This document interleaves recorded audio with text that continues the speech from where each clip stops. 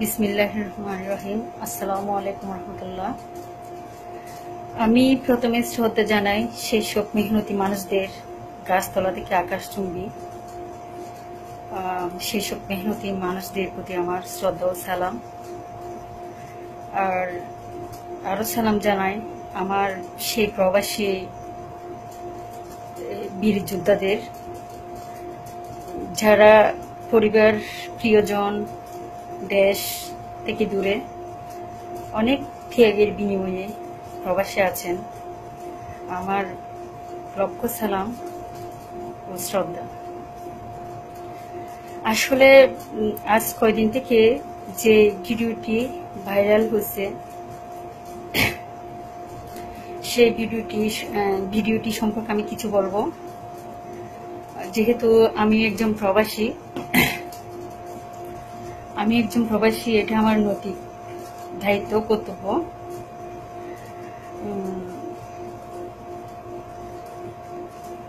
আমি প্রথমে বলবো, যারা সামান্য জনপ্রিয়তার জন্য এই সস্তা টপিক দিয়ে ভিডিওটি করছে, আমি প্রথমে সেই ইউটিউব চ্যানেলের ছেলেগুলোর বিচার চাই। তারপর সে পথের মেয়েগুলোর উপযুক্ত শাস্তি চাই। আমি একজন মেয়ে হিসেবে এটা আসলে খুব লজ্জার ব্যাপার। মেয়েগুলোর কথা শুনে আসলে খুব লজ্জা পাইছি, আমি লজ্জিত। আমি আসলে আপনাদের কাছে ক্ষমা চাচ্ছি, কারণ আমরা মায়ের জাত, আমরা বোনের জাত। তো কেউ যদি আজে বাজে মন্তব্য করে, তাহলে করার কিছু নেই। একজন পুরুষ আমার বাবা, একজন পুরুষ আমার ভাই, একজন পুরুষ আমার স্বামী, একজন পুরুষ আমার সন্তান। হ্যাঁ, আবার ওটা যখন একজন নারীর ভূমিকায় আসে, তখন আমাদেরকে বুঝতে হবে একজন মহিলা, উনি আমার মহিষিনী মা, উনি আমার স্ত্রী, উনি আমার বোন, উনি আমার মেয়ে। তাই প্রতিটি ক্ষেত্রে আমাদেরকে সম্মান রেখে কথা বলতে হবে। বিশেষ করে আমার প্রবাসী ভাই ও আমার বাবার বয়সী সেই মানুষগুলোর কথা শুনে আসলে খুব খারাপ লাগছে। একটু সস্তা জনপ্রিয়তার জন্য মানুষ নীতিবোধ বিসর্জন দেয়, এটা আসলে জানতাম, জানা আছে, এটা নতুন কিছু নয়। আসলে প্রবাস হচ্ছে খুব কষ্টের, এত কষ্ট। এরপরে যদি আপনারা প্রবাসীদেরকে নিয়ে এই ধরনের বাজে মন্তব্য করেন, তাহলে তো অনেক কষ্টের বিষয়। আর ইতিমধ্যে তো আপনারা জবাব পেয়ে গেছেন, কারণ একটা ভালো কাজ দিয়ে যতটুকু জনপ্রিয়তা অর্জন করা যায়, হ্যাঁ, আর একটা খারাপ কাজ দিয়ে মানুষ জনপ্রিয়তা চেয়ে মানুষকে নিয়ে নিচে নামিয়ে দেওয়া হয়। এই কথাটা আপনারা হয়তো ইতিমধ্যে বুঝতেই পারছেন। আমি চাই ওই ইউটিউব চ্যানেলের ছেলেগুলোর শাস্তি হোক, এই ধরনের টপিক নিয়ে যেন না আসে, এই ধরনের মন্তব্য যেন না করে, যেটা মানুষের গায়ে লাগে। প্রবাস জীবনের গল্প যদি আপনারা শুনতে চান, তাহলে সেই তো অনেক কাহিনী। আমি বলি কি, এখানে আসলে প্রতি মাসে ওনাদের বেতন হয় 35-40 থেকে প্রায় 1.5 লাখ টাকার মতো। তো আমি মনে করি এটা বাংলাদেশের কোনো হাই লেভেলের যারা চাকরি করে, আমার আসলে ঠিক জানা আছে বা নাই এগুলো বলতে চাচ্ছি না। তবে আমি একজন লেখক হিসাবে ইতিমধ্যে আমি অনেক লেখালেখি করছি। আমি প্রবাসীদেরকে নিয়ে প্রায় সময় দেখি। এয়ারপোর্ট থেকে শুরু করে ওনাদের দুঃখ কষ্ট প্রতিটি মুহূর্তের সেকেন্ডের কথা আমি সবসময় লিখি, কারণ আমি একজন সচেতন নাগরিক।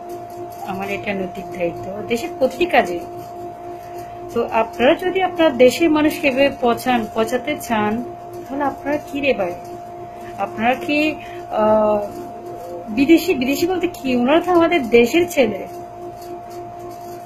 আমাদের দেশের ছেলে। আপনাদের সুখের জন্য বিদেশে পাড়ি জমাচ্ছে। আপনারা কি জানেন সে বাবাদের কথা? আপনারা কি জানেন সে ভাইদের কথা যারা যারা এক উপযুক্ত বোনের, আপনাদের মতো উপযুক্ত বোনের বিয়ের পড়াশোনার কথা চিন্তা করে নিজের স্বপ্ন বিসর্জন দিয়ে পড়াচ্ছে প্রবাসে? আপনারা কি জানেন সে বৃদ্ধ পিতার কথা? ওনাদের মনে অনেক কষ্ট। আপনাদের জন্য একটা দামি মোবাইল, দামি ঘড়ি, দামি কাপড় চোপড় পরানোর জন্য ওনারা ঠিক মতো পায়ের জুতা পর্যন্ত ওনাদের কেনা হয় না। এটা কি আপনারা জানেন? আমি আসলে কি বলবো, ইতিমধ্যে আমাদের অনেক প্রবাসী ভাইরা, আপনারা দেখতেই পাচ্ছেন প্রবাসীরা যে কত শক্তিশালী। হ্যাঁ, এটা প্রবাসী না, যাদের নীতিবোধ আছে তারা বাংলাদেশ থেকেও এর প্রতিবাদ করছে, বিভিন্ন দেশ থেকে করছে। তো আপনারা কি চান? আপনাদের এই আধুনিকতার দোহাই দিয়ে আর মানুষকে কত ছোট করবে? কেমন আধুনিকতা আপনাদের? আপনাদের যেখানে দেখলাম একজনের পোশাকের কোনো শালীনতা নেই, একজনের কথার কোনো শালীনতা নেই। আর এই মোবাইল একটা হাতে নিয়ে, মোবাইল একটা হাতে, ব্যাগ একটা কাঁধে ঝুলিয়ে পার্কে পার্কে ঘুরে বেড়ান। আপনাদের কি? আপনারা কি জানেন আপনাদেরকে মানুষ কি বলে? আপনাদের ধারণাও নেই। হ্যাঁ, এবার জেনে গেছেন। সমস্যা কি? মা বাবাকে ছোট করলেন, তারপর দেশের মেয়েদেরকে অন্য মেয়েদেরকে ছোট করলেন। আপনাদের মতো গোটা কয়েক মেয়ের জন্য দেশের সব মেয়েরাই খারাপ হয়ে যাচ্ছে, বদনাম হচ্ছে। হ্যাঁ, তো শিক্ষা পেয়ে গেছেন, সমস্যা নেই। এখন কথা হচ্ছে, আমি আসলে সে প্রথমত দোষ যে যারা এই টপিক নিয়ে আসছে।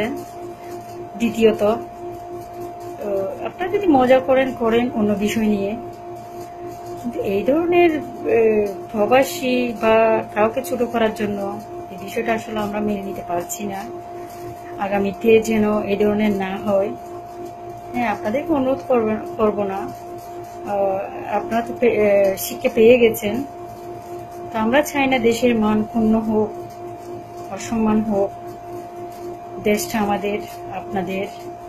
হ্যাঁ, এই প্রবাসী যারা আছে ভাই, আপনাদেরই ভাই, আপনাদের বোন, আপনাদের বাবা, আপনাদের স্বজন।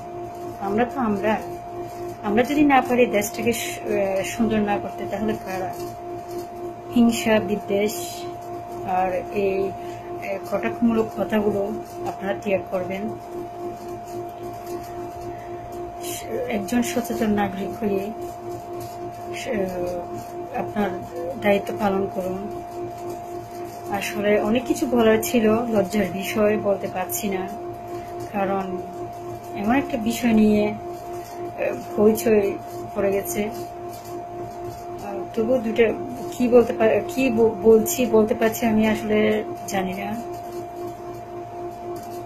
তো ভালো থাকবেন সবাই।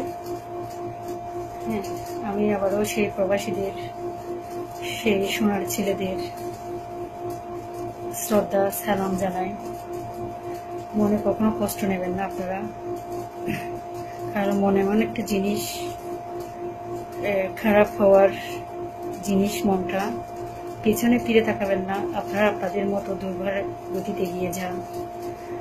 আপনারাই তো বীর, আপনারাই তো আসল যোদ্ধা, আপনারাই তো দেশের মুকুট, দেশের সম্পদ। তো আপনাদের জন্য আমার অনেক দোয়া, অনেক শুভকামনা, সবসময় আছি, ছিলাম, থাকবো পাশে। আসসালামু আলাইকুম রহমতুল্লাহ।